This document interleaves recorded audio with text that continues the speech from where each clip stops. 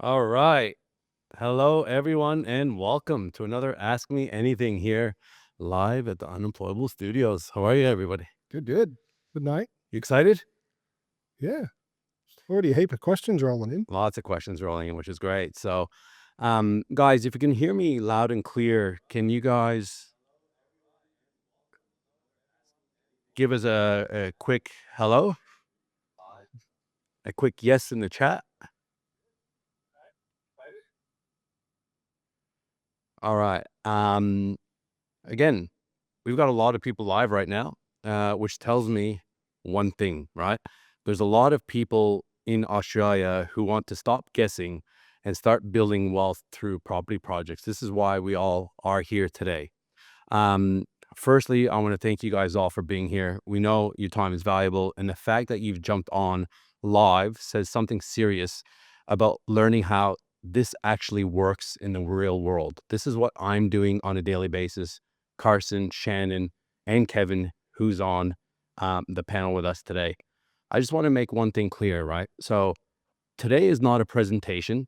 This isn't going to be a get rich quick scheme, right? This is a live, unfiltered, ask us anything conversation. We're going to be talking about land subdivisions, small scale developments, how deals are actually funded, how people are finding the right sites right now, and how everyday Australians are more and more of them are moving from the investor to the actual developer. Just real answers from people that are doing deals, not just talking about them. So like you look at Carson, you look at Shannon, you look at Kevin, you look at myself, we're literally doing deals. This is what we do. And this is why we enjoy talking about this, right? It's not just someone that's talking about it and talk. We're actually walking the walk and we want to help you guys. Now, a couple fun things I just want to get out of the way.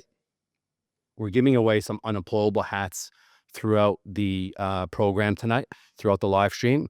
So keep asking great questions, engage in the chat. Make sure you guys are engaging in the chat, asking a lot of questions, right? Because I literally have my laptop up right now looking at all the questions coming in. And those are the questions that we're going to be answering. Now, we're also going to be drawing 2 tickets to our live event that's coming up March 7th and 8th here in Burleigh Heads on the Gold Coast, at the Luxury Mondrian Hotel. It's called Find, Fund, and Develop, and we have special guest speaker Michael Matusik, who's one of the leading property analysts in the country. Now, you're going to see on the bottom right-hand corner of your screen, you're going to see a QR code and you're going to see a link there. Now, most of you guys aren't going to be able to click on that link. So you got to go into your web browser and go to www.unemployableproperty.com.au forward slash spin the wheel. Now, I want to be very, very clear. This is only going to be up for about 10 minutes. Once it's pulled down, you're not going to be able to register again. So what I need you to do right now in the next 5 minutes, if you're on your TV, scan the QR code, put in your details. If you're on your mobile phone, open up a web browser and click the link. Copy the link and make sure that you put your details in there. I will call at the end when the registration is going to be off, and we are going to do the draw at the end of today's session. Um, when you look at the event that we're creating in the future on March 7th and 8th, right? Like this event is where we go deep into actually finding sites, structuring the finance, and how to actually develop, right? From start to finish. That's what we're doing. But tonight, what I want you to make sure of, you guys keep submitting questions throughout this live session. No question is a stupid question, right? I know we have a lot of people watching this right now, and I want to make sure that each and every one of you puts a question in there. Doesn't mean we're going to answer every single one, but we'll try and get through as many as possible. We probably won't get to every single one, but the goal tonight is to leave you with more clarity, more confidence, and at least one action that you could take immediately. The key, guys, is taking action. All of you guys registered. You guys could be anywhere right now, and you're here right now. Now, what I want to do is I want to introduce the panel. Some of you guys might know us. Some of you guys might not know us. So we got Shannon Sharp to my left. So Shannon and Carson are business partners at Salt Developments. These guys 5 years ago weren't doing too much. Shannon had a job in a civil construction company. Carson literally was cleaning carpets. 5 years later, if I told you what they were doing in land developments, you'd think I'm lying, but trust me, I look at myself and I start thinking, am I actually doing the right thing with what kind of deals these guys are doing? Shannon is one of the founders, obviously, of Unemployable Property. Shannon gets deep into the construction piece, right? So he's the problem solver that uses his unique construction ability from start to finish, which basically ends with money in the bank. So he's the real hands-on guy on site. That's his main skill, as well as many others. But if you've ever wondered, like, can you realistically build this? Can you realistically build this or not? Like, Shannon's your guy. I've already brought him to one of our sites and said, hey, what do you think here about the field, taking this out? And he could basically price it right there. And then just because he's been around this for so long. Now, a lot of you guys might notice, but he's also got one of the best beards that you will ever see. We get to see it on a weekly basis. I touch it once in a while, I'll be honest with you, but he's literally one of the best beard for male developers on the Gold Coast. And hopefully, if you guys come to the event at some point, you'll get to see it in real life as well. And touch. If you're lucky. Carson. Yeah. Also, obviously, a co-founder of Unemployable Property, business partners, as I said before, with Shannon. This guy lives and breathes acquisitions. He's a bit of a freak, I must admit. He's up at night looking for deals, looking for sites. He's great with funding strategies and how to get the deal done, right? And structure them. This guy looks at deals that nobody else wants and he structures them with maximum uplift. And again, not used to this, but he's got one mean mustache that he's literally about 3 days old. He came into the podcast the other day and said, like, what's going on with your mustache? He's like, I don't know. My wife might make me shave it off, but he's obviously still got it on. So he's not divorced yet. And that's a good sign, huh? Feeling very unmanly, the big Viking over here. So I had to do something just to try and man it up a bit. Fit in. And we got Kevin Dooney. Kevin has been on the podcast with us now for a little while.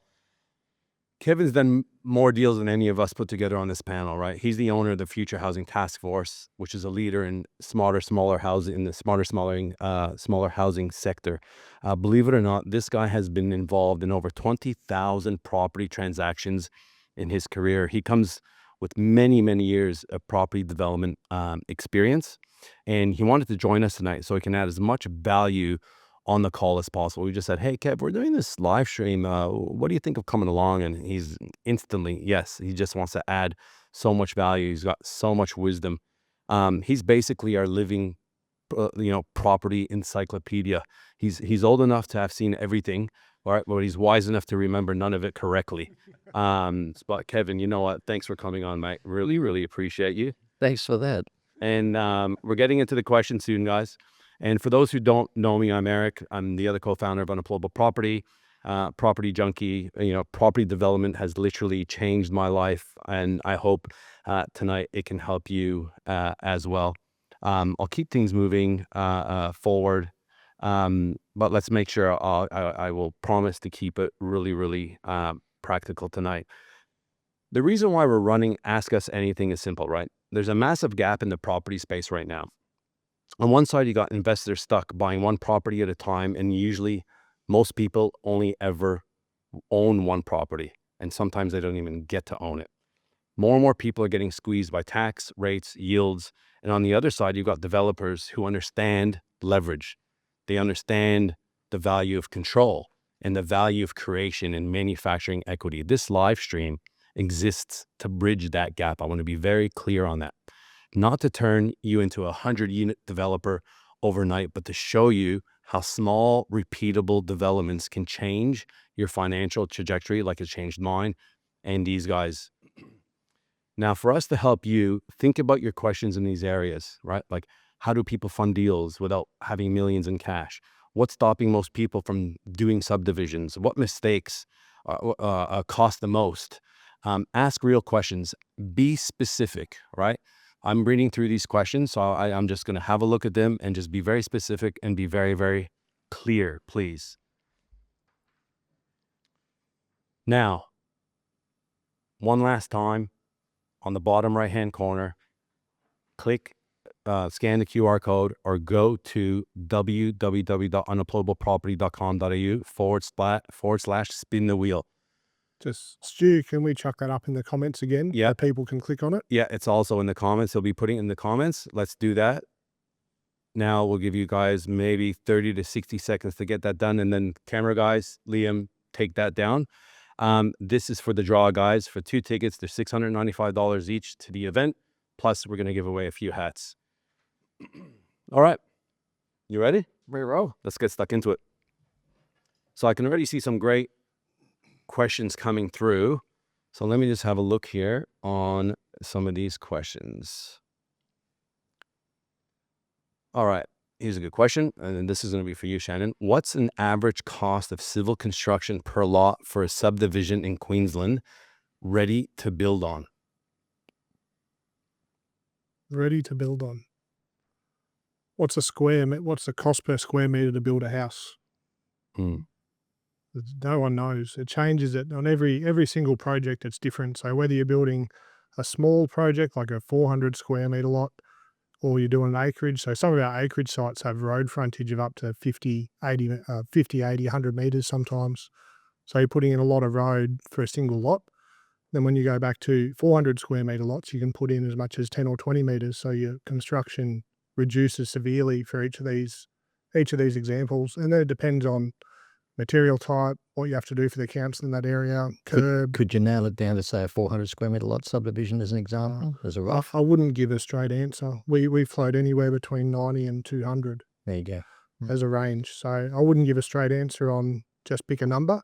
It needs to go through an engineer and civil contractor to work that out. But an engineer always gives a pretty good answer. There was a report recently that Colliers did, I believe, and they were saying the quote was around the 170, 180K a lot was the average across southeast Queensland. I think you could pretty much pick it up, give or take, anywhere you like. So, Yeah. But to Shannon's point, we've got coaching clients that are doing with the road frontage. I think it was like $30,000 or $40,000 a lot, and then we've just finished one. It was over $200,000 a lot. So your engineer can help you out with that. I didn't know that early days. We'll just plug in numbers randomly, but a good engineer will do a bill of quantities, scratch something up for you, and help you kind of get that number while you're doing your due diligence.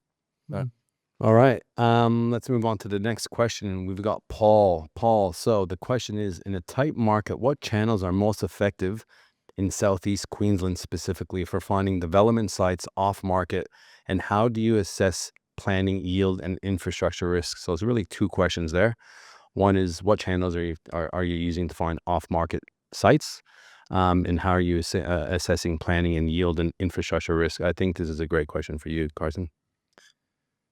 Finding sites, like agents are probably your best bang for buck if you're starting out and creating relationships with agents. Like I'd say to a lot of our guys is, go on to realestate.com and even look at the ones that are sold that you could have developed, or you might go back and see, go into realestate.com, put in, the sold section, subdivide, develop, subdivision, have a look at all the stuff that's sold, ring up some of those agents and say, hey, you're 5 John Street.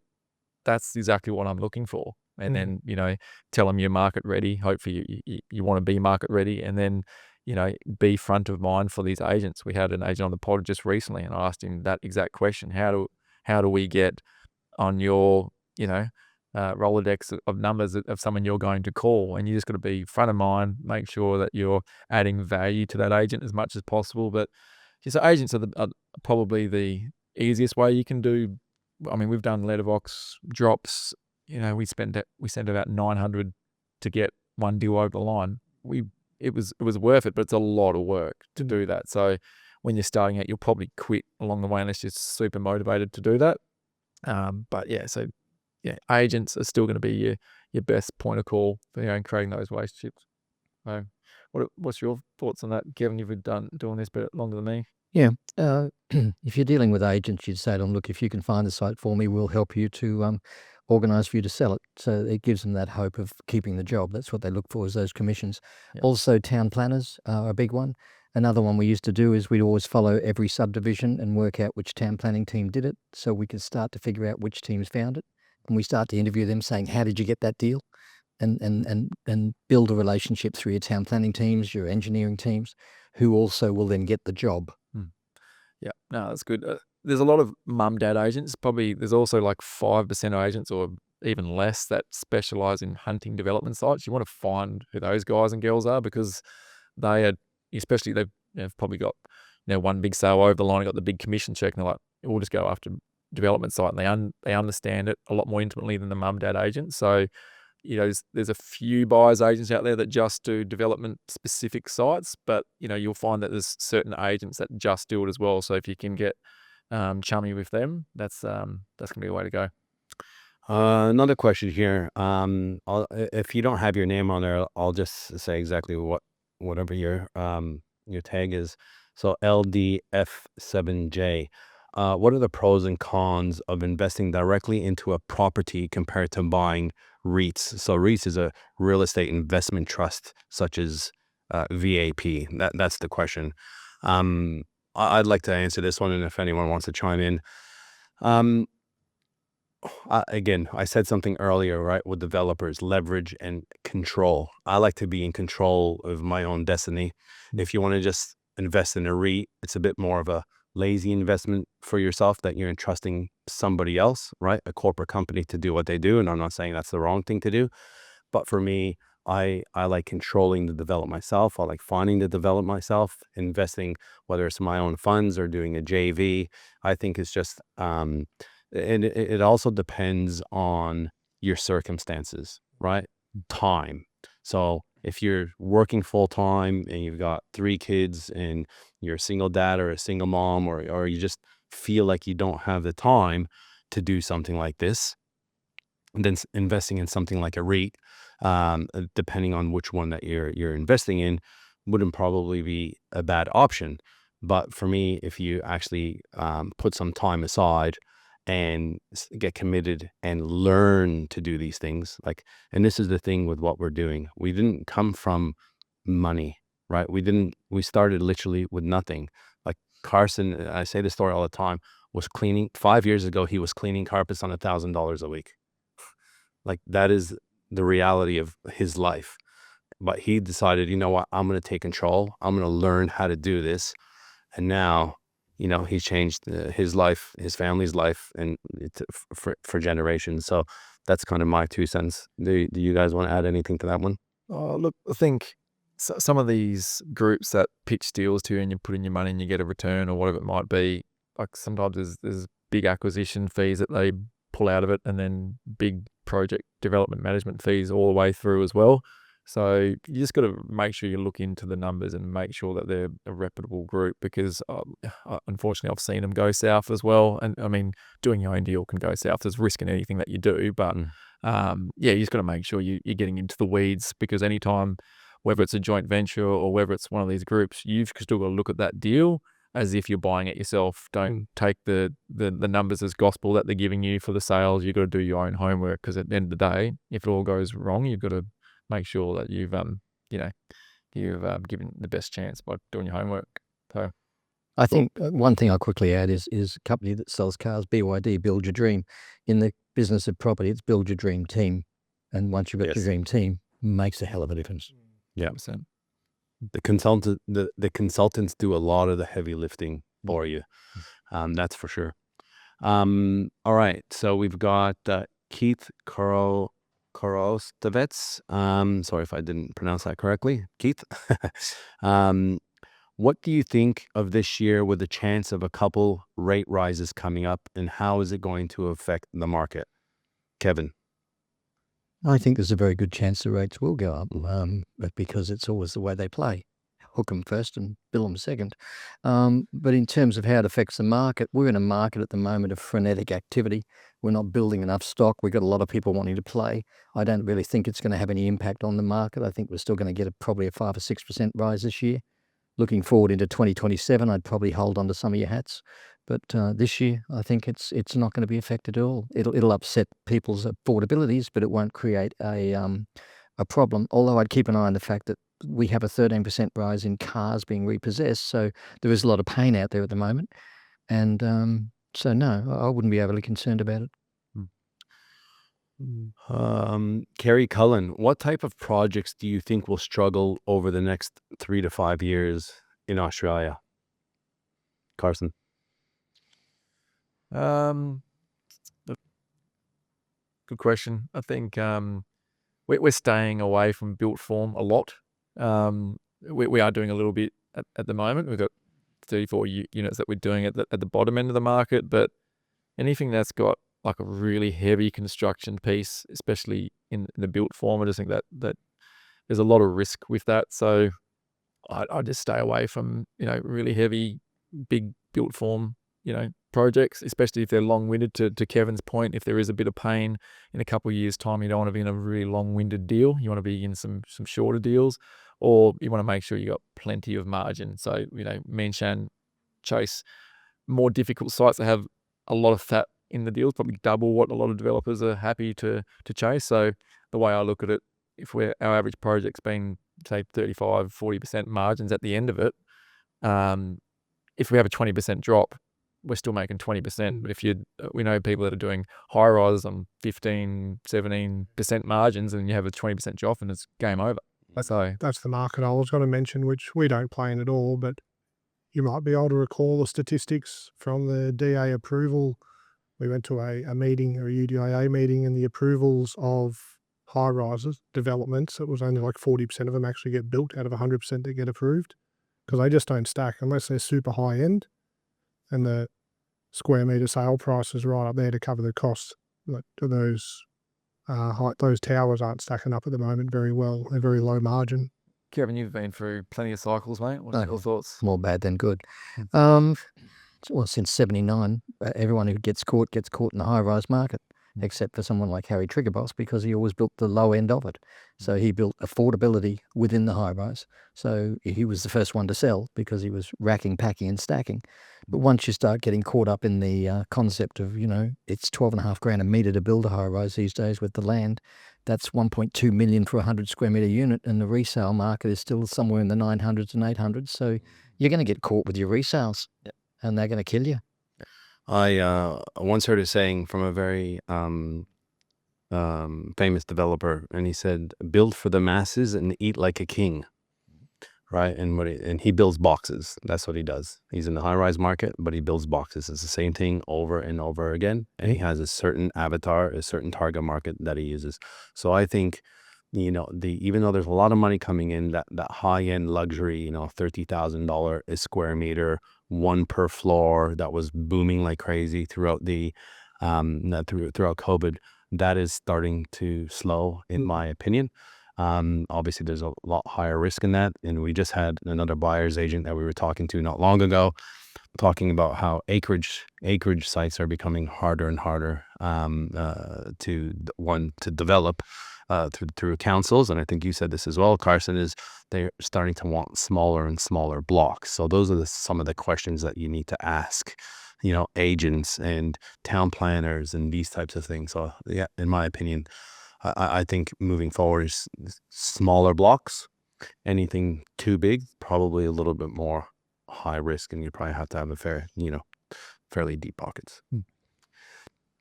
All right, we've got Nicholas Denshire. Do you typically pay a premium to get due diligence clauses longer than a month or so in a contract? No, like the good thing is when you get out of the mum, dad kind of 1 and 2s and into bigger sites, like a lot of the time the client knows they're sitting on a development site and they understand that you need due diligence when the markets are really, really hot. But like every site bar maybe one that me and Shannon bought out of like the 20 have all had due diligence clauses. And look, for sometimes you miss out of them, but for me, for the most part, it's a non-negotiable unless it's an absolute no-brainer and you're stealing the site. We're not paying a premium for it.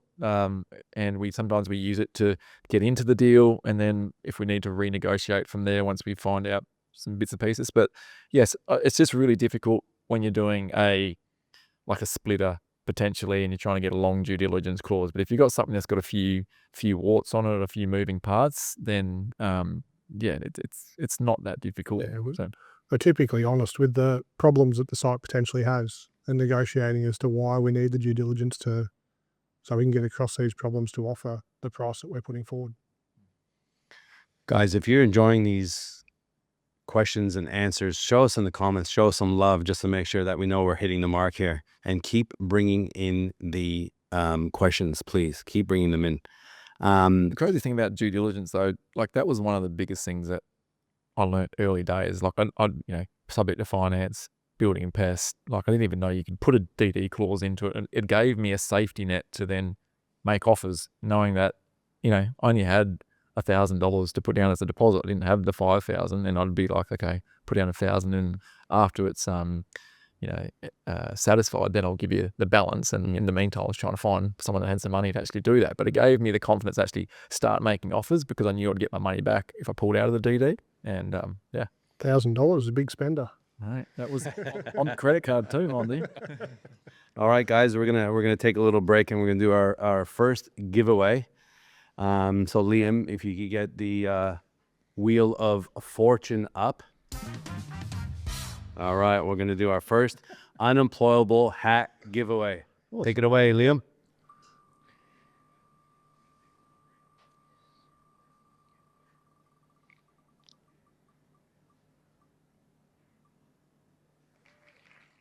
Stefan Kernetta.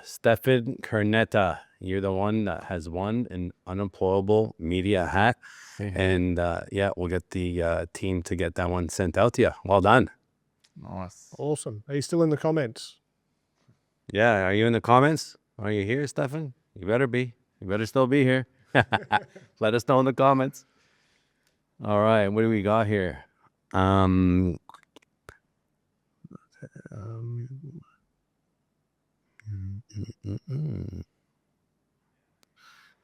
What are some of the techniques to sweeten the deal for a vendor finance proposal securing a long settlement for a DA uplift? We just did one recently where Good question. this is the first time we've offered it. We actually gave them a certain offer price, and then we said if any amount of lots that we get above that, we'll give you an extra, I think it was $150,000 per lot. Oh no, sorry, it's $300,000. $300,000 a lot. So we threw a kicker in there per block that was developed. Yeah, and these blocks are worth 1.2, so it makes sense for us to throw that in. And our offer was actually, we were the fourth highest offer. So the top two had really long due diligence clauses, and then there was one that was similar to us, but that little kicker that we put in there actually got it over the line. This was on market, and it wasn't a vendor finance, but you can still do something similar in that space where they're kind of sharing in, some of the upside wins with you. Because the biggest thing with doing a deal off market is actually demonstrating to them that you're not ripping them off, and that it's fair. If they'd gone to market, would have they got more money? So that's always the challenge. You've seen some creative strategies, Kevin, over the times in that space, did you? I have, Big boys? yeah, very much so. One of the big kickers is to say to someone, we'll pay you this much now, but we'll also pay you in the next tax year, and the next tax year, and the next tax year. So the big change for, say, Mahas and Thamby, which was Springfield, he did a deal with a JV with the boys at the time to where he would get 25% of every sale. And as the price increased, he would get 25% of the action. And that was the thing that brought it over the line. And they bought the skill sets to then create the rates of sale. Yep. Yeah. Yeah, one of the biggest subdivisions on the Gold Coast right now. The developer doesn't own it. It's essentially a joint venture with the landowners. Yep. So yeah, there's a million different ways to do it. So yeah. Cool. Next question. Jess De Silva. Nice to see you on here, Jess. Question. What was your first property deal you each did, and how did you finance it? So, Carson. First deal I did was with my folks. It was up in Springbrook on the Gold Coast. I knew we'd gone and sat down with our financiers, and I think we could afford up to $600,000.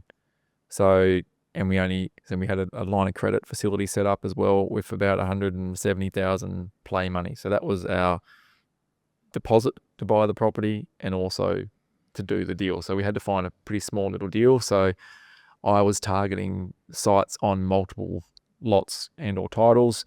so that the construction side of things was going to be pretty low. So the very first deal was traditional finance. I did a 3-day, was literally sitting in the school pickup, saw a deal come up about 4 o'clock, told the agent I wanted to make an offer right there. And then they sent over the contract, a 3-day due diligence clause to give me a bit of an out, because we already had finance sorted. And we put it under contract, and basically I worked out that I could, separate the titles, talking to the lawyer. We paid $355. There was a little cottage on one title, and then there was 2 separate titles.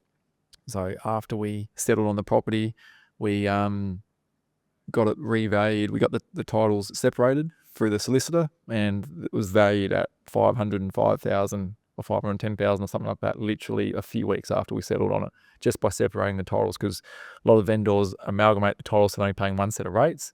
So as soon as you separate them again, then the bank can value them as 3 separate lots as opposed to one lot, so one title on 3 lots on one title. So that was our very first deal, and that's how we got into it. So I won't ask your first deal, Kevin, because you probably put a deposit of $15, and the property was, $350. Actually, it was like that. The first deal I did was I bought a house because we didn't have one at the time, and it was back in 81. The freeway was about to open on Mains Road, and the client wanted too much for the house, but she was very rich, Mrs. McDonald. And so I said to her, I will move into the house immediately. It's vacant. I'll pay you in a year's time, but I can't put any money down. So I got to live there for free for a year. And after the freeway opened, we ended up picking up $35,000 on that deal. And then I did the same on another main road. So I kept buying houses where they were overpriced, but getting long-term settlements to catch the jump in the market. Yeah. So that's how I started building things. And then I traded all my real estate to get into real estate agencies. And we had 12 of them and 125 staff using the real estate to do that. And that's when we started doing deals. Yeah, good on you. Yeah.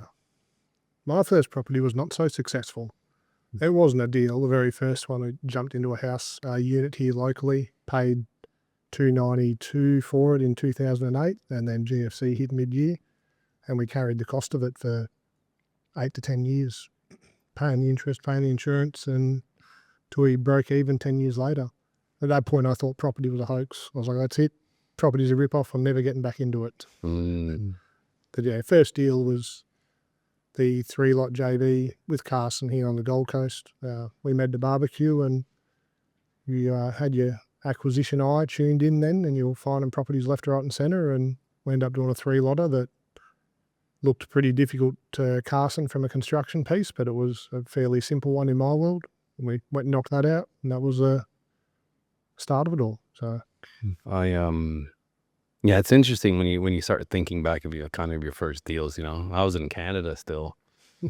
I was in college, and my dad was trying to talk me out of buying it. It was a duplex, and I paid $165,000 for it, and a portion of the deposit came from my credit card. Funny enough.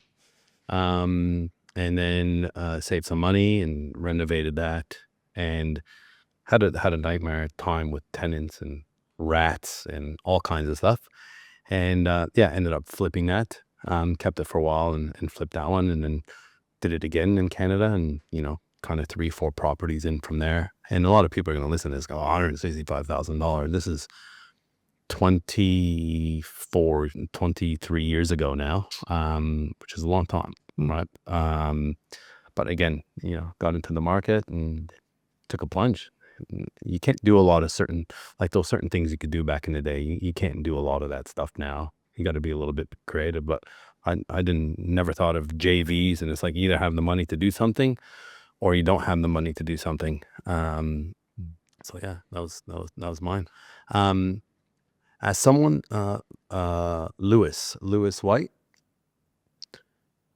as someone still earning my stripes in WA development, I'm curious, what's the mistake you see beginners make that feel smart at the time, but ends up costing them big in the feasibility stage? In my opinion, you don't go broke making a profit, but the amount of people that go broke buying a bargain is amazing. They buy it thinking it's a great buy, but it's got hairs on it. And so they get caught up in, gee, that's a good buy. And then they start to think, I can use my creative skills to make it make money. You got to make it make money without you adding your creative skills. It's got to stack up on the numbers, not what you can do with it. That's where they get caught. Yeah. Yeah, a lot of people just get caught on the time frames. Everyone underestimates how long it's going to take, or if you're a muppet like me, you just don't put the GST into your feasibility, and it looks great. But so make sure you're doing that. So I think having a really simple. I actually did a course where they gave me a feasibility, and it was this big fandangle thing, and I just couldn't wrap my head around it at all. So I didn't do anything, and I just got a feasibility that was really, really simple that we wrapped our head around, and that just helped me to actually, okay, what's the number spit out? Okay, 20% margin. Yep, happy days, and away we go, or hopefully more. But you just want to make sure, you're covering off all that. You got a feasibility that kind of inputs it for you, so it makes it idiot proof. I got one here. How do you finance deals when the banks say no, right? And this goes, back in the day, it's serviceability. I make a certain amount of money. That's what I show on my tax return, whether it's a PAYG or you're a contractor or a business owner, and you pay the tax, and then you go to the bank and they say you can only borrow $800,000 or $1 million or $1.5 million. What do you do in that situation? Yeah, well, that was kind of that's why I did joint ventures for so long. Carpet cleaning, I was never going to get a loan myself. I couldn't even get a car loan, let alone a house loan. So I just had to look at creative strategy. So for me, it was joint ventures, because I found someone that actually had the serviceability, and me and Shan partnered with them and did a number of deals. And then we bought a site off someone that actually had been funded by the private lending world, and it was a bit of a shark, and they all got wrapped up. And I remember saying, I'm never going to do private lending. It's it's dangerous sport, and they're just there to kind of loan to own type thing. And then I had a lot of friends that were actually doing really well in that space, and seeing them have multiple deals and trying to work out how the heck they fund these things.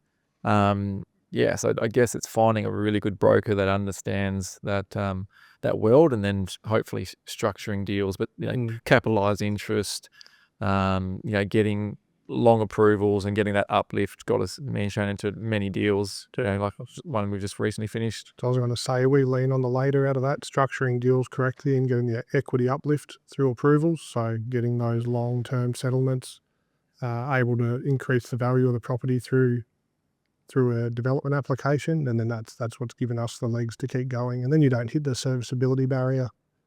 So the deal's looked at on its own, and is able to fund itself in the private equity world or the private funding world. So one of the plays we've done in this year, last year just gone, was we said to the client, it's a 5-lot subdivision. We would like you to be the banker. You lend the money at 10% compounding, and you'll get 50% of the profit as well. So they knew that as a banker they'd make 10% on their money, and then they knew that the risk profile was good, and so 50% of the margin of profit meant that they're making 10 plus the benefit of being in the deal, and that was pretty good. Whereas most people try to say, I found a great site, and they think that's a value. It's not. It's the money. And so use them as a banker, to get that guarantee of income for them, and it really relaxes them a lot. It's funny, isn't it? Because I was traveling in circles where nobody really had a lot of money. So you have to put yourself in a position where you're going to meet people, and going to some of these property groups and different things. All of a sudden I realize there's a lot of people that actually do have a lot of money, and they're looking for, a lot of them are really busy. So if you can put an opportunity in front of them where they're getting 5-6% in the bank, and you're offering something like, I think the last joint venture one that me and Shan did, they doubled their money in over 15 months, I believe it was. Yes, there's more risk in that, and that was just their share. We got the same. We didn't put a dime of our own money. So there's a lot of people that are looking for opportunities and back a good horse. And if you're that good horse, happy days. And if you don't have the understanding, you can pass the deal on to someone else, or you can bring in an experienced developer to be that working party and share your 50% of the profits, with you. So there's a million different ways of doing it. You just got to kind of put yourself in an area where you're going to find those people, I suppose. But back to Shannon's point about the uplift, one thing that kind of blew my mind is that the private lenders might be simple to a lot of people that have been doing this a long time, but they lend you the interest and then draw down on it, you know. So they actually give you a facility, and so that it takes a while. That the private finance and the construction finance, it's different to your typical mum dad loan. So you spend a bit of time understanding that, and that's your best bang for buck. Yeah, it's interesting because I've always traditionally funded through traditional banks, right? It wasn't until really I met, Shannon and Carson, and I've had friends that have done it, but I was just like, just make money, show the bank you're making money, get a cheaper rate from the big four banks, and keep going. And then, open my eyes to the whole, private finance and structure, and it just changes. It changes everything. Once you get into that bigger world, you have to learn that anyway. Like, Correct. we just paid down the other day a little over $11 million loan with one of the big four banks. It's like $20,000 a week in interest alone. Like, what serviceability do you need to actually fund that from a normal perspective? Yeah. And I don't want you guys to miss what Shannon said earlier is when you're dealing with non-traditional banks, they don't look at your credit card statements. They don't want to know how much Uber Eats that you're actually ordering and how many times you're buying clothes at Zara. They look at the actual project by project on its own, like its own business, right? That's what they actually do. So it's a total different way of thinking.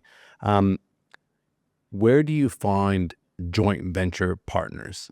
This is a question that I have, right? So I know there'll be a lot of people here that want to learn how to do these things, but they just don't have the money, and there's an inherence coming in, and it might be their first or second development. They might not be as confident to go and use a private lender because their, uncle's friend got screwed by a private lender back in the day who was a shark, as an example. So how do you find joint venture partners? Put yourself in the right community. I'd go as simple as that. Be around other people doing exactly that, around property or whatever it is you're trying to do, and you'll find them in there. Yeah, it doesn't have to be unemployable property. There's lots of different groups. Just surround yourself, with as much as you can. Like, obviously we've got an event coming up where, the last event that we ran, one of the guys bumped into a developer there. He had the funds. They're doing a joint venture. They're on the second joint venture right now from an event. What was that, 4 or 5 months ago? So it's just putting yourself in a room where you're gonna meet these people. So and typically, if you're going to property events, people are already conditioned to want to do property deals. They just might not have found them. So out of all the people, you could have someone that's got $10 million, or you have someone that's an absolute weapon at finding and putting deals together. In 20 years time, the guy that's finding the deals and putting it together, that they'll probably be further ahead. So I think that's exciting for someone that's got nothing. Just get really, really good at finding deals, assessing risk, tying them up, doing feasibilities. If you can just do that one job really, really well, whether you're just passing on initially or bringing in joint venture parties, but yeah, you got to put yourself in a room. Yeah. All right, it's that time. Another unemployable hat that is worth $362 up for grabs. This is a very special one of one. All right, Liam, let's roll.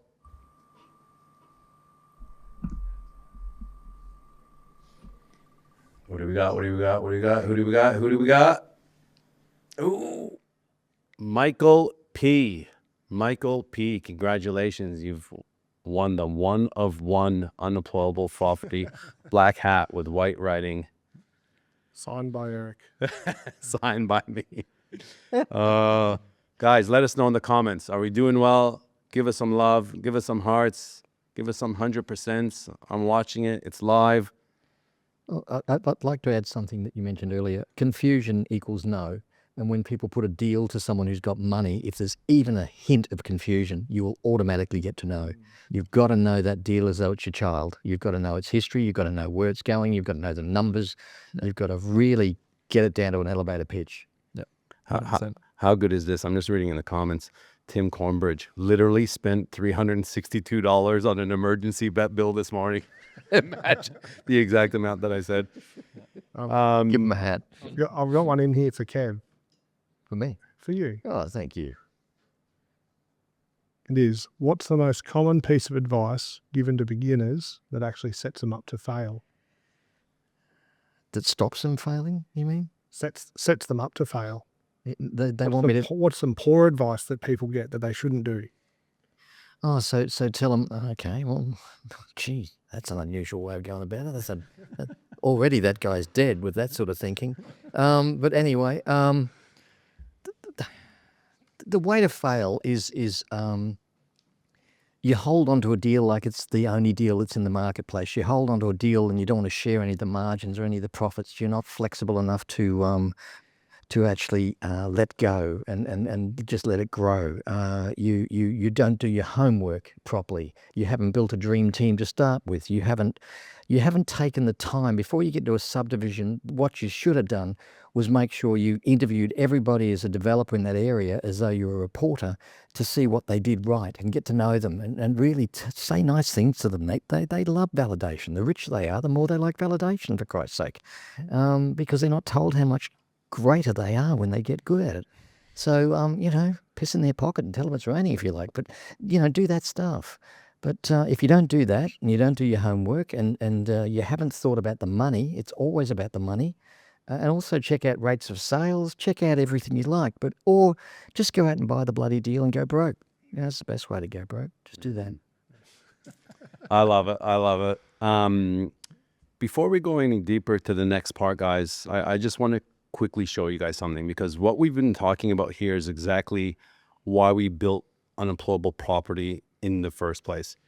A lot of people ask us where these conversations actually continue, right? Beyond the podcasts, beyond the live streams, when, reality hits us in the face tomorrow and you got to pack the school bag and the lunches and go to work. And the honest answer is being in the room, right? That's how Carson learned what he's doing. That's how Shannon met Carson, not in a room, but at a barbecue. And damn, that would have been the best hot dog you've ever ate in your life, meeting this guy. Hey, how good is that? But literally, like, in person with people actually doing this stuff. That's where the magic happens. Like what you just said, Carson, earlier, with that JV deal happening. So we've got an event coming up, and rather than me explaining it, right, I want you guys to watch this video. It's happening. We're running a 2-day property development event at the luxury Mondrian Hotel in Burleigh Heads here on the Gold Coast, and we want you there. Because if property development is even on your radar, this will save you years of guessing. Over 2 days, you'll see how deals are actually found, how people fund them without having to be rich, and how projects go from the idea to actually being built. You'll hear from people doing it right now, with special guest Michael Matusik, Australia's leading property analyst and commentator on what the market is actually doing right now. Funding specialists showing you how money actually flows. You'll leave knowing what your next move should be. Check the link below, grab your early bird tickets now, and let's start developing. All right, so guys, if there's any interest at all, we've got a landing page. The boys are gonna put it down on your screen, bottom right-hand corner. You've got a QR code. You've got a link there, www.unemployableproperty.com.au/event. If you have any interest, go to the landing page, have a look, learn a little bit more about it, and we'll go right into the next lot of questions. So let's have a look at which one. I wouldn't mind adding a quick comment on that if I could. Of course. I'm also there for 2 days. I've been asked to do some MC work on that particular one. I've worked with Michael Matusik for 35 years. The guy is actually a genius. What you'd learn from him is incredible. But more importantly, I know half the people that are coming there, and there's such a brain trust coming to that event that you're missing that hot dog with someone that could make you a lot of money. So just keep that in mind, guys. This is not just there to listen and learn. This is about learning how to hustle. Man, if I was there that day at that barbecue, I would have just kicked Shannon in the back to get introduced to Garrison at that point in time. But it's a two-way street. We just, all jokes aside, guys, the way these two guys work, they're so in sync and they stay in their lanes, and it's a pleasure, and I'm very grateful to work with you guys and see what you guys are actually creating, and it's waking me up to a lot of different things as well. And even James, I know James is here with us in the studio, and sometimes we just scratch our heads going like, how are they actually doing this? And this is why, again, Unemployable Property. The mystery of finance as well. Like we got the Enthusiast guys, a lot of the the boys that have helped us transition into that private world. They're going to be there, and you can sit there and ask questions to them. And that was these events I used to love, just going and picking the brains of those kind of guys and just asking the stupid questions you're too afraid to sit up, ring them and ask them. Whereas you at an event, it feels a lot easier to do. But I've got a question here for you, Kev. Where should we be looking for sites right now? Like, where do you think are the areas that are, hot to look in? Oh, I love this one. In my 40 years or since I was playing fullback in Jerusalem, whenever it was, the way my developers would go broke is that they would make a lot of money in Brizzy, then they'd go to Whitsundays and have a sale and buy something in Airlie Beach. And what you forget is anything north of pretty well Gympie is about 1 million people living above that. So when you look at southeast Queensland, the money is south. In New South Wales, it might be somewhere like Port Macquarie, it might be somewhere like Coffs Harbour. That's where I'm looking at the moment. But that doesn't mean to say you should go there, guys. Don't do that. But it means that you've got to go where the population is. That's the thing. And what you're looking for is one job equals one house. So do not buy subdivisions as a bargain where it's mining, because one house can suddenly not be needed because the jobs aren't there. So you've got to go where the jobs are. Working class towns is a good place to be. Broken Hill at the moment just sold houses as cheap as 195 grand, I'm not saying go to Broken Hill either, but I am saying that do your homework on the model of one job equals one house. That's the key to this everything that I've learned. And do not ever have a holiday in a boat and take your wallet with you. That's the other way to go broke. Don't do that.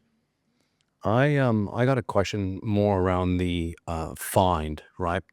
What's the percentage of because there's a lot of questions coming in about off market.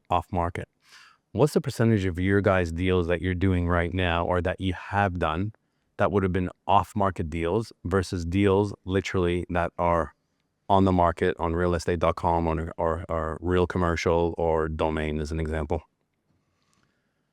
Like, I know developers that I was talking to one the other day, and these last 10 acquisitions were all off markets because they've just 10 years of talking to the right agents and actually following through and buying sites. They just bring the deals to him. It's taken him a lot of time to bring that. For us, it's been, I think about our board now, like pretty much all of them were on market. All of them are on market. We've got one at the moment which is pretty much agreed to, which is off market, which I met an agent for a deal that fell over. We've had like about 6 other deals that have fallen over, and now we've got one that's looks like it's going to go ahead. It's pretty much agreed to. That's off market, but there's just an agent bringing me deals. And we got probably every day on average, I'll get an agent bringing me a deal now, but that's over, a long time of just hounding agents and saying, hey, dangling the carrot. Hey, if you bring me a good deal, we'd love to sell it back, because they're motivated by commission at the end of the day. If they've got a big lifestyle block, if they're going to sell it to a mum and dad, they don't get any commission out the back end. So I always dangle that carrot where I can.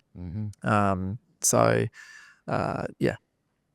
can't remember what the question was. That the percentage of off-market deals versus on-market deals. So we'll look, we've done one. Like I said, that letter one was one of our best deals. It took a long time, and I quit. I did about 300 letters, stopped. I was getting frustrated. There wasn't much on market. Sent out another 600 letters, and then finally, met the lady, went to her house, and we did that deal.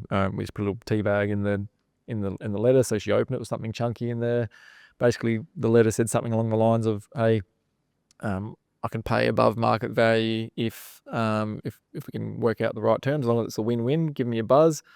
And an agent had just offered appraised her property at $850. I asked for 6 months settlement. We ended on $910, so she didn't have to pay agent commission. She got 60 grand more than she thought she was going to get. I got an approval during that period. So we got approval during that period. It had like a $300,000 uplift. We were able to then get into that deal with very little money. Everybody wins. And at the end, she texted us going, hey, I always knew a developer would knock on my door and, buy this off us. And it looks great. We were never going to do it. Win-win. And not everyone's, that's not always going to be the scenario. But we made, 700 grand out of that deal. So we had a 6 months lead in. So we were paying some consultant fees before we settled. By the time we settled, it was shovel ready, and we were in and out of that deal in 5 months to make 700 grand profit, So yes, it was a lot of painful, and I quit a couple of times along the way, but 700 grand, that's, what's that? That's a lot of years of carpet cleaning. It's life-changing for a lot of people, right? That's the reality. And you can't compare your first inning to someone's 8th or 9th inning, right? Like, it just matters.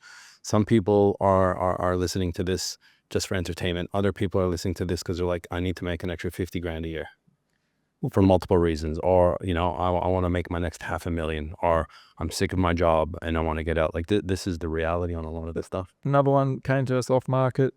It didn't quite stack for us, but I thought this might be a good childcare center. I just posted up in a property group. Someone said yes, charged a $40,000 spotters fee. Another one I put under an option, had a few curly things, a bit too like we would tackle it now, but it was back then, it was a make or break for me. So, and once again, we always said, if you can't handle the worst case scenario, don't do it. So I passed that on for a $40,000 spotters fee. And then we did one just before the one I was just talking about for the letter, and an agent once again bought us the deal. We just had a pre-lodgement meeting, put it under contract with a 3-month due diligence clause, took the minutes from the meeting with council to the developer and said, hey, developer, this is council saying there's a good chance you might get 17 lots out of this. And we just on-sold the company that signed the contract to that developer for $540,000 in a over a few month period of just finding the deal, putting it together. And yes, we pay tax on it and all the rest, but who cares? And that's not always the case, but those little deals are sweet. But and sometimes those bigger ones come along. How much was it? 540? 540. Who in the comments would like to make 540 grand in how long? 3 or 4 months. In 3 or 4 months. And I was saying, You tell me who doesn't want to make that. 700 is a lot of hot dogs. You know what? I'm telling you right now, I'm looking in the comments and there's a lot of people going, hot dogs, and I want hot dogs. Well, guess what, guys? At the event, I will promise you, you will have the best hot dogs. I shouldn't say that. I shouldn't say promise you. Can I add something? Because the food's going to be a lot better there. I think the biggest key is you spend your life with a whole bunch of friends that earn about the same as you, or maybe 10% more or less than you. The biggest trick that Carson and Shannon had to make was to learn to let go of all of that and start thinking like a developer, and start thinking that money is not a problem. You got to change your mindset as much as anything to make this stuff work. I agree. And I see people come to me and they want to buy a deal, and I look at them and go, you're not going to make it. I'm sorry, can't do it. Yeah. I got another find question, and there's been that many questions that came through, so I can't say what your name is. I'm trying to find the question again, but I know what it is. What platforms or subscriptions are you guys using to find deals? So a couple of things. I use Stash to do a lot of the off-market deals. That's how we found that deal. So as long as you know your the square meterage of what you're looking for and the zoning, it'll actually shortlist the suburb. So you got to know the basics of the town planning, and you buy an hours of the town plan in that area to understand those things. And that's how we use that with Price Finder to find the vendor's details. And in that particular one that we sent a letter to, we didn't actually send it to the house. We sent it to, because it was an investment property, we sent it to where they were living. So it gives you all those details. So that's a great little platform to use. What else do we use? I use, this is Southeast Queensland based, but I use a little app called Properties. It really helped me assess a deal really quickly, where thanks to Kevin Doon, I went to one of his events for 4 or 5 years ago and made a plan that put that app together. And it was for a real special person like me that doesn't really wrap my head around this stuff too well. That app really just gave me a lot of confidence to look at a deal really quickly and assess. I mean, ChatGPT and all sorts of things. There's multiple different apps out there. You've got Archistar that you can use. A lot of people love that platform. That all costs money. CoreLogic, you can do a lot of things on there as well. But they're probably like Stash we use every single day. We're using CoreLogic or Price Finder, and then that's pretty much it. Another really good question from Paul. Paul's got some really good questions here. And this is more probably on the find/develop side, I would say. Are there any upcoming planning or infrastructure policy changes in Queensland that you think would materially affect development feasibility over the next 2 years? Very, very well thought out. Kevin, is that something that any planning changes, any infrastructure changes that you know about? You've got a new government in Queensland that has said the weirdest thing I've ever heard in my life, which is we now wish to empower the local councils. And that's having massive impact on us in a couple of key areas. In rooming houses, big hit in the head there, because with councils being now in control, if you like, of being able to make decisions, that means it's a go slow problem in all those areas. There's no real major changes coming up in that. Most of the town plans have been written. Most of the state government stuff's been written. But when you're saying 2 years, a subdivision is going to take you anywhere from 2 to 5 years anyway, unless you're doing a 1 into 2, and that's about 6 months, 9 months on the outside. So 1 into 5s, 1 into 10s, no real issue there. But I'd really keep an eye out for bigger parcels of land. That you've really got to watch this one carefully. It's not town planning, it's road widenings or new roads. We are in a real problem in Queensland where we've got one road through from the north coast to the south coast, and they're desperately looking for side roads, bypasses, anything they can get. So we're really, really careful with our main roads. They are hostile as hell. Yep. Carson, we were talking to a buyer's agent recently, and he was talking about how obviously Ipswich Council has already changed their town plan for more density, and Logan City Council are really looking at And doing Brisbane. that as well, and Brisbane. So what's the best way for someone that's listening when we say, okay, they're changing their town plan? One, how do they find what that actually means? Where do they go? Build your dream team. That's it. Yeah, like we go to UDIA events, which is you can pay to go to that, and we'll pay $1,000 a year, and you're sitting in there with the state whoever and the hoo-ha council officer, and they're talking about what they're doing and the updated plans. So I think a lot of us little developers or wannabe developers, as we're getting into it, we're not really thinking about those updates. That's where the big people play. They want to get ahead of the curve, get it before it's coloured in the pink crayon, as you say, Kev. Yeah. It gets in the new urban footprint. So being at those events, talking to your planners, ask them to let you know when things are changing. They hear about things typically before the rest of us do. So just once again hanging around those environments, and like a lot of the time we've got a few planners that we use, and they'll send us stuff every couple of months. Hey, this is happening. Have you seen this? Just to keep us informed on what's happening. So Well, I tell this even to clients, I tell this to friends, I tell this, like if you just get referred to a town planner and pay them for their time, sit down with them for an hour, 2 hours, and come up with as many questions as possible, whether they're basic questions, wherever you're at, ask them what their hourly fee is, sit there and ask the question. Like if you're not willing to invest in yourself or go to an event or go to a town planner, again, the key is taking action. I've done that in the past. I've literally sat down with a town planner and just said, what does this mean? What is this? How does this work? Right at the beginning, like you need to learn these things. There's a lot of information now on YouTube and the rest of it, and obviously podcasts like ours and these live events. But it's basic things, guys. Sometimes it's the best bang for your buck, and there's that many different councils. There's thousands across Australia. You can't be across everyone. Like, and we kind of teach generically how you can go about that. But a lot of the first steps, on say if someone wants to do something, and we work out, okay, you want to do subdivisions. All right, you first go meet 3 town planners, offer to buy all their time. Hopefully, only 2 of them might even take you up on that offer because one of them wants your business. I try and get one of those planners that have just left one of the bigger firms and they're like eager to grow their own business and they want to help you out. And then you got the other planners that are like, okay, pay us $300 and we'll like assess your site. They're probably not the planner you want to help you out. So, but yeah, it's by far the best bang for buck. Every time we go to a new area, we do the same thing. We went to Perth, we did the same thing, you know, like wherever we're looking, just because we've got a team in Southeast Queensland. As soon as we went to New South Wales, it's a different game, different council you need to know. Sorry, Kev. When you're paying for someone's time, they're a professional and they're very careful about what they answer, and they'll only answer the question in the way you asked it. A trick question to ask is, if it was your money, what would you do? Because when you ask, if it was your money, what would you do? There's no professional requirement then. I can open up and say, well, geez, if it was my money, I wouldn't do that. I'd do this.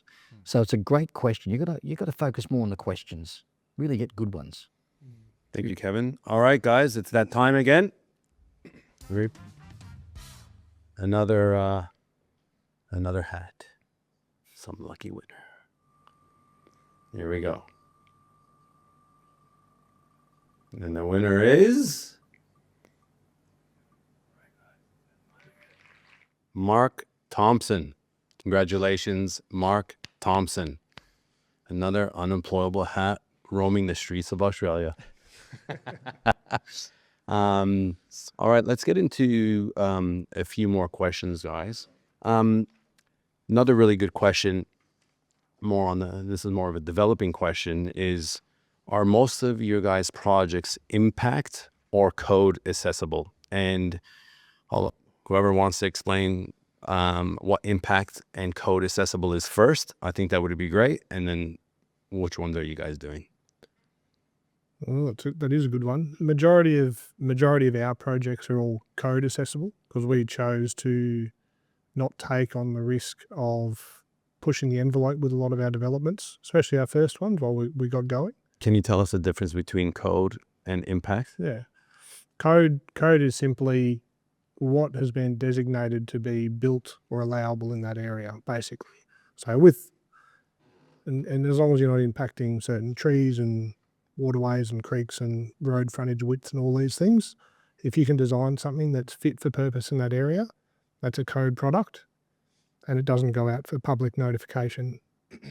But if you want to push the envelope, say a site is allowable for 14 blocks, for instance, and that would be code, and it would go through the council process a lot smoother. If we were going to push it and push for 16 or 18 in a certain site, then it gets questioned a bit harder in council and it goes out for public notification. So they put the big signboard out the front and then all the public in that area gets to have their say over that development as well. Well, that's what we've got right now. We've got a 29 lot subdivision on the Gold Coast. We've lodged and we're right in that public notification. So everybody gets to have their 2 cents worth.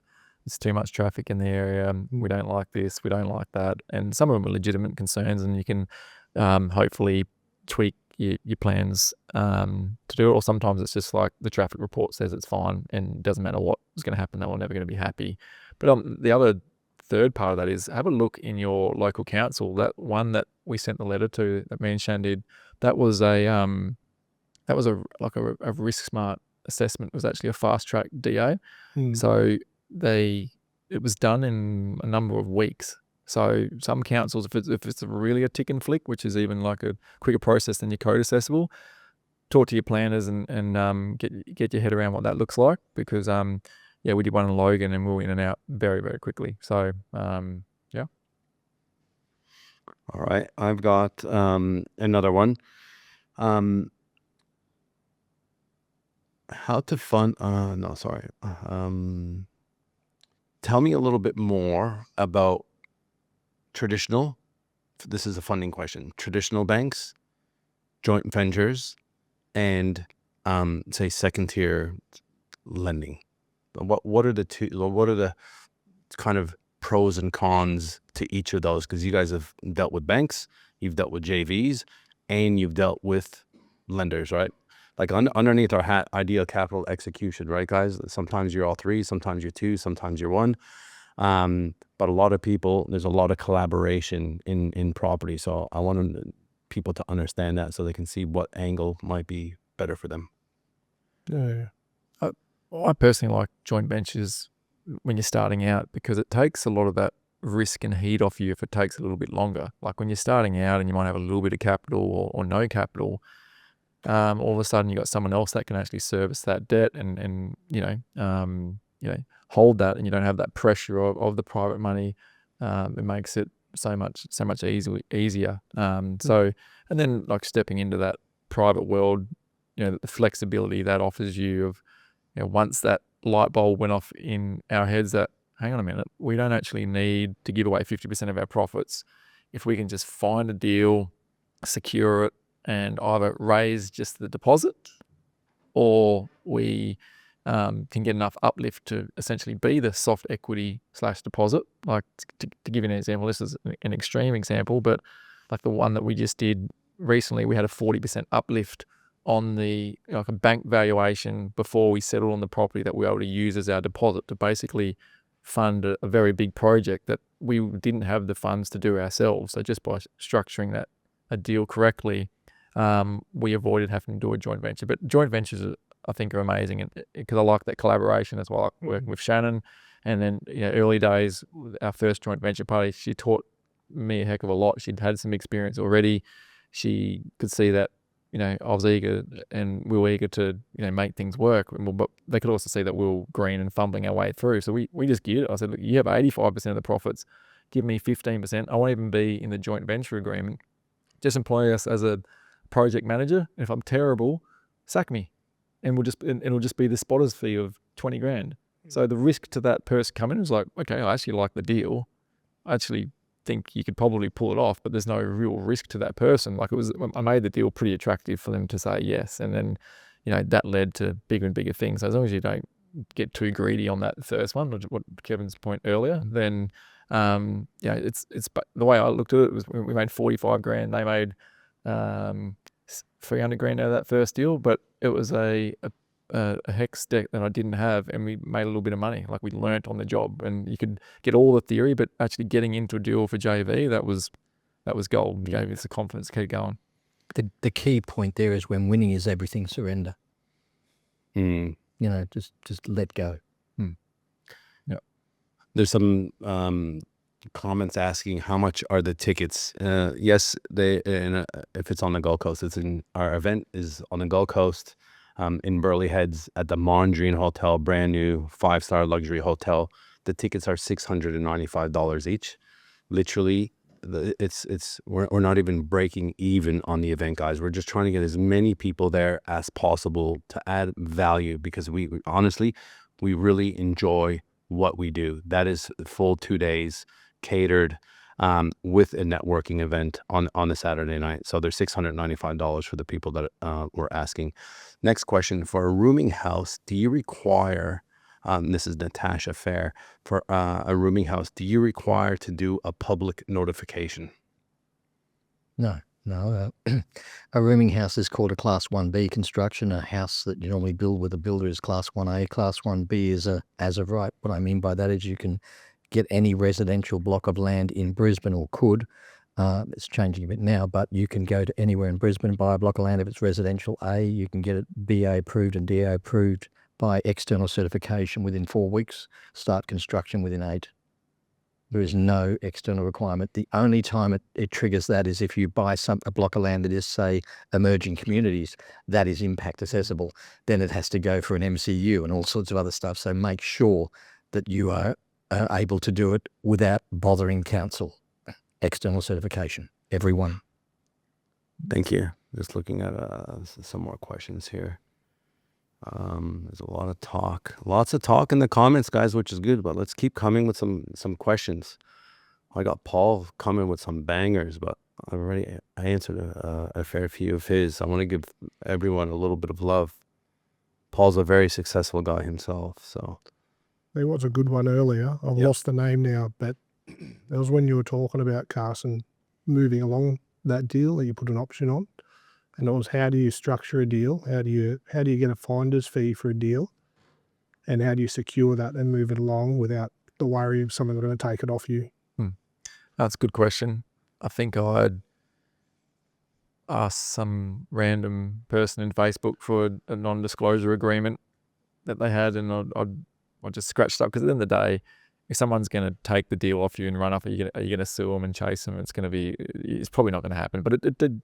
I did that, and whenever I posted a deal up, and I said I want you to sign a non-disclosure, but 20 or 30% of people wouldn't sign it. So I was like, well, hopefully that's a bit of the sifting process that's happening anyhow. And then it's just you've got to feel it out. Yes, you might get taken for a ride every now and again, but I just backed myself into find more deals and I would lose. So I guess I had that approach of, non-disclosure agreement is probably the only really real mechanism you can. I mean, hopefully that's if you don't have the site under contract. Sometimes you can, like I said, get it under a due diligence clause, and then we've swapped it out in Victoria. You can have it as a nominee clause and bits and pieces, but talk to your solicitors and stuff on how to do that. But non-disclosure is how we've done about 3 of the smaller deals where we haven't actually had them under contract and tried to pass them on. They all have. As I'm reading a lot of these questions, there's a lot of fear-based questions, right? There's a lot of like, how do you reduce the risk and risk this? And, there's another good question here, but I want, like Kevin said earlier, right? Like mindset Is everything. Everything, right? There's risk in everything you do, right? Think of the corporate job, right? All of a sudden you're on that corporate ladder and there's risk in that, even though that's what you're taught to do. Get that university degree, get that corporate job, and then you have a boss. All it takes is that boss to change and a new boss comes in that doesn't get along with you too well. And guess what? All of a sudden there's risk. There's a risk in everything we do. So guys, I really want you to think about the mindset that you need to create wealth in anything you do, because I'm reading these questions and it's a lot of Fear-based. fear-based questions, right? And I'd add to that and say a lot of the fear-based comes from just the unknown as well. Like when we're looking at our projects and we're structuring them in such a way, we have multiple exit strategies on the way out. So we'll aim for a DA approval, and then what's it worth at that point? We'll aim for a DA approval, OPW or CC, and then what's it worth at that point as an exit strategy, or do we construct it? And the fear tends to leave once you have these strategies in place and you understand what the multiple exits look like at different levels. I'm actually doing a session on fear-based, which is a session I've done because the top 10% of our 6,500 real estate agents we had under the brand at the time, only 10% were writing 90% of the business, but burning out every 2 years. So we had to figure out how we could stop the burn, and it was all about confidence, knowing what you're doing, and just keep doing it. It's not that hard, and I can only say what I said before. You're going to be surrounded by people that are the top class people of Unemployable that are there, and don't be shy. You can walk up to any of us during that event and say your name and say what it is. Just focus on the question though, because we can only answer a question you ask the way you ask it. So I might say to you, ask a better question and let me reframe that question for you, and you'll get a better answer. Because when you walk into these consultants, if you haven't learnt the language, you can get into trouble. Okay. Thanks for that, Kev. All right, guys, we have one more giveaway for the hat. This is the last hat giveaway of the night before we do our 2 tickets. All right, Liam, roll it.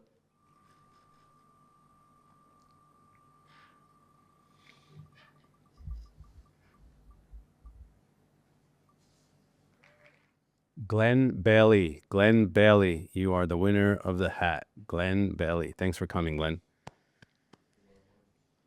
All right, guys, now I want to change gears a little bit. There's been a lot of questions. We've answered a lot of questions and some great questions. But guys, next time we do this, I want more questions from more people, right? We've had over 200 people on this live stream for a long time now. And, there's a handful of people asking all the questions, right? So don't be scared asking questions in the future. But I want to talk, straight down the barrel now, right? No slides, no hype. I just real talk. Done a lot of work on this. I've been hearing a lot of these same things over and over again. Everything's too expensive. Money doesn't go as far as it used to. Even with a good income, there's nothing left at the end of the month. I don't know how I'll get ahead. I don't, how many times have you heard, I don't think my kids are ever going to be able to buy a property. But here's the scary part. These aren't complaints from people doing it tough, right? There's people really doing it tough out there. These are comments coming from hardworking, smart people, responsible people, just like you who are listening on this call. And if you feel that, you're not broken, right? It's not you. What you need to realize is the system has changed. The system of money has changed. Now, I want to talk about the real culprit here. Inflation. We all hear this word, inflation. It's the cruelest tax, in my opinion, of them all, because it doesn't show up on a bill, right? It doesn't ask permission. It quietly eats away at your purchasing power year after year after year. And I'm going to give you some examples. In 1990, a can of Coke was roughly about 80 cents. Today, it's about $3.80, give or take. So that's a compound annual growth rate of about 4.6% a year. Every year, that Coke goes up. Milk, 80 cents. Now it's about $2.80 to $3, give or take. That's another 4.2 to 4.5% a year, every year. Meat is increased by 4.5% a year. Fuel, 4% a year. Electricity is close to 4.7% a year, and it's just increasing and increasing. So here's the real question. Are prices going up, or is our money actually going backwards? I want to flip the lens on this. At an average inflation rate of about 4.5% a year, something brutal happens which we don't see. This is the silent killers. $100 in 1990 today has the buying power of about $26. Think about that. $100 in 1990 has the buying power today of $26. That's not bad luck. It's basic math, and that is what's happening. This is why it feels like you earn more, but you live worse, right? You work harder, but you actually fall behind. You pay more, and you get less. A good job isn't good anymore. I remember back in the day, you're on 100 grand, it'd be like, that's big money, Killing it. right? A good business isn't even enough anymore, in my opinion. If your money isn't growing faster than inflation, you're going backwards, whether you realize it or not. This is where the conversation has to change, guys. Money behaves very differently depending on where you put it. And I'm seeing people put it in a lot of stupid places. Cash gets weaker. Wages are struggling to keep up. You can see it in the news. You hear it at the barbecues. Savings quietly are dying. That's the reality. But hard assets, especially real estate, play a different game. And that's the game that we're in. And that's why we're in that game, because we have an understanding about it. And a lot of people have no idea. And here's the part that most people miss. It's not just owning property. It's creating value through property. It's manufacturing growth through property, like earning $540,000 in 3 months, like earning $45,000 as a finder's fee and you didn't put any money. That we're not talking just like Carson did and bought a unit and waited 8 years to try and get his money back, right? That's not real property investing. Real estate investment has changed my life. For those of you guys that follow me, you will know that. It's changed Carson's life. Carson used to clean carpets for a business that I used to own, and I didn't even know who he was. And all I think is Carson waking up every day knowing that the next day you're going to go and clean the puke and the rubbish and on the carpets that people are dirtying on a daily basis. It's changed Shannon's life.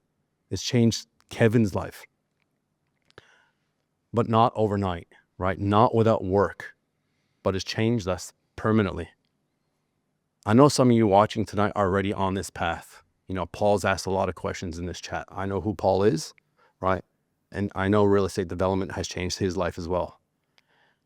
But I know the majority of people here are still looking for different options. And that's exactly why we've created Unemployable Property. And that's exactly why we've created the Find Fund Development event that we have coming up. It's a 2-day event, and we're in the trenches, and we're breaking down how deals are actually found. how everyday people can get into these deals. You don't have to be rich. How small developments are structured. How to move from thinking to actually doing. This isn't about building towers and being Harry Triggerboff and Meriton, right? It's about repeatable, realistic projects that normal people like myself and Carson and Shannon, right, can actually execute. Normal people like you. If tonight has opened your eyes, right, this is the event where then everything clicks. But I want to be very, very clear. This isn't for everyone. I know that for sure.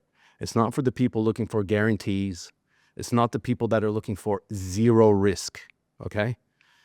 There's no shortcuts, right? Someone else isn't going to do the work for you.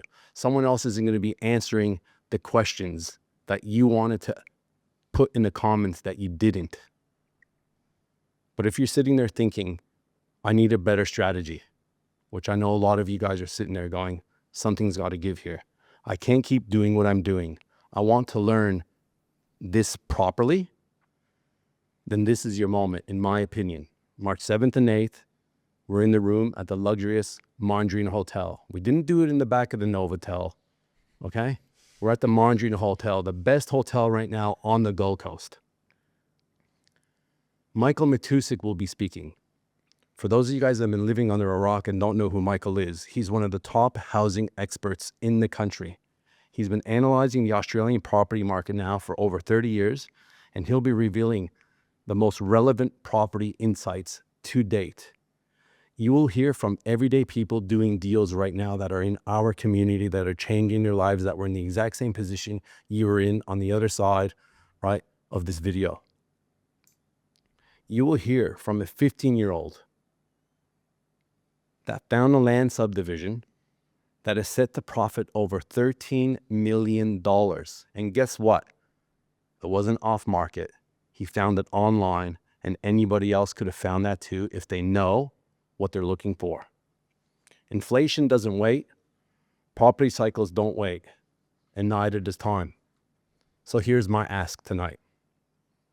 If tonight added value, if this conversation resonates with you, I'm speaking to you directly right now.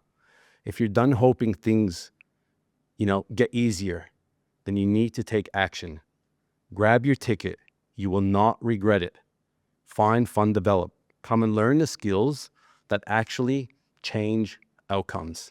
Because doing nothing is still a decision, and it's usually the most expensive one. Shannon didn't go to that barbecue. His life would be a lot different right now, and I would be business partners with Carson.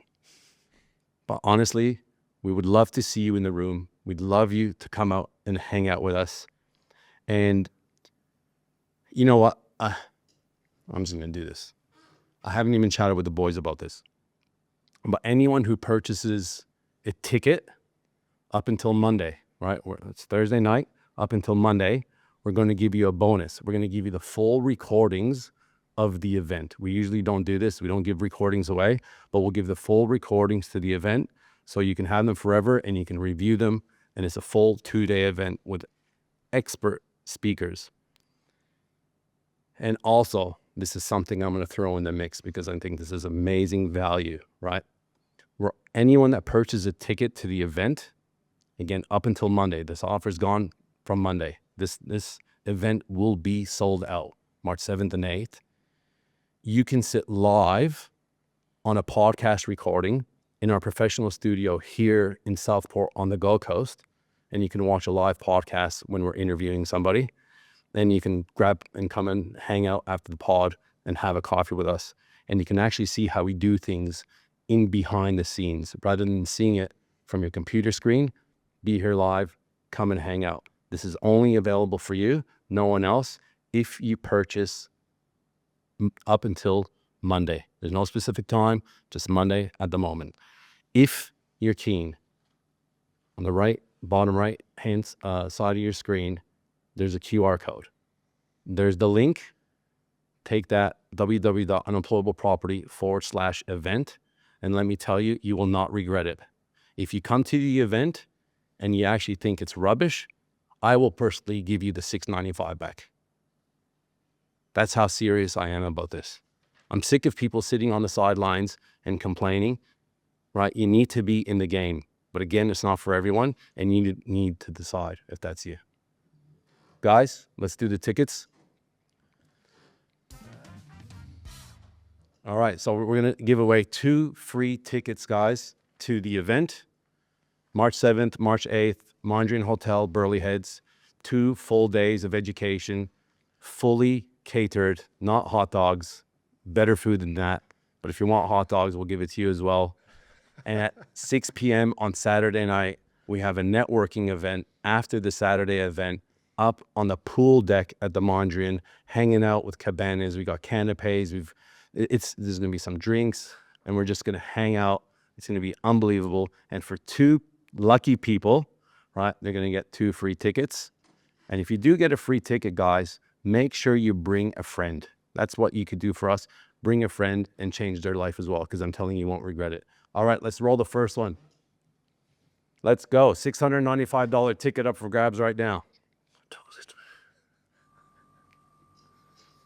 Who do we got? Who do we got?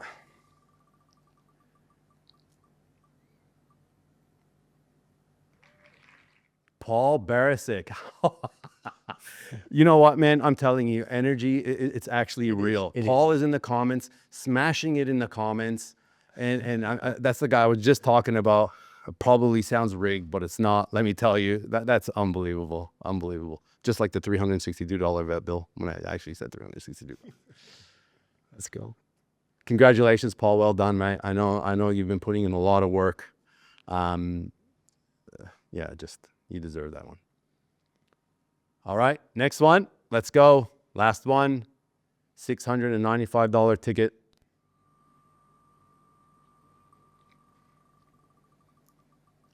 Here we go. Ryan Hook. Ryan Hook. Brother of Captain Hook. Bad joke. Well done. Now, Ryan or Paul, for whatever reason, if you guys can't come to the event because you live interstate and you're making up excuses, or you have, other things in your schedule already that you can't move, give that ticket to somebody. Do yourself a favor and think about, if you can't come to that event, who do you think can come to that event, right? That will find it valuable and it can change their life like it's changed ours and yours, Paul. Guys, that's us. Our second Ask Us Anything. I mean, that was pretty fun. Kevin's first one with us. That's my first. Shannon, Carson, and I's second one. Pop my cherry. Now, tell me something, guys. In the comments right now, I have my comments open. Let me just open them up. Who wants more of these? Right, put in the comments right now. Who would like more Ask Anythings? Right, the link will be in the chat, in the comments as well. The link is on the screen, bottom right-hand corner. The QR code is there, www.unemployableproperty.com.au/event. Get your tickets, guys. Link as well in the comments. Who Will your father-in-law be providing comedy? Yeah, my father-in-law unfortunately leaves back to Canada. For those of you guys that follow me on Instagram, I was going to get him to be the MC, but we already committed to Kevin. Close second. All right, there's a lot of people that like these guys. But guys, again, don't just come on the Ask Anythings and ask questions and do nothing about it. Right? Don't waste your time. Take action. Whatever you do something different. Do something that in my opinion, those butterflies that you get in your stomach, should I, shouldn't I, that's when you know you should do it, right? Believe me, every deal I do, I get anxiety still. No matter how good the deal is, when you sign the dotted line, right, there's a level of hope, and that's what we live by, right? There's a level of hope. It doesn't matter how good your feasibility is, doesn't matter how good your contingencies are, and your plan A's and plan B's and plan C's. We do not know what will happen tomorrow, but I will tell you what will happen tomorrow, and that is for sure. Coke is going up. Milk is going up, fuel is going up, childcare is going up, and we will continue our podcast. Guys, thank you so much for tonight. It's been amazing. We love all the support, the DMs that we get, the messages from the podcast. We will continue to provide value. And we hope to see you guys at the event, March 7th and 8th, Burleigh Heads, Queensland, Mandarin Hotel. Let's go. Thank you. Thanks, guys. For coming. Cheers there. Hey there, I hope you enjoyed that episode of Unemployable. If you'd like to watch another episode, just click there.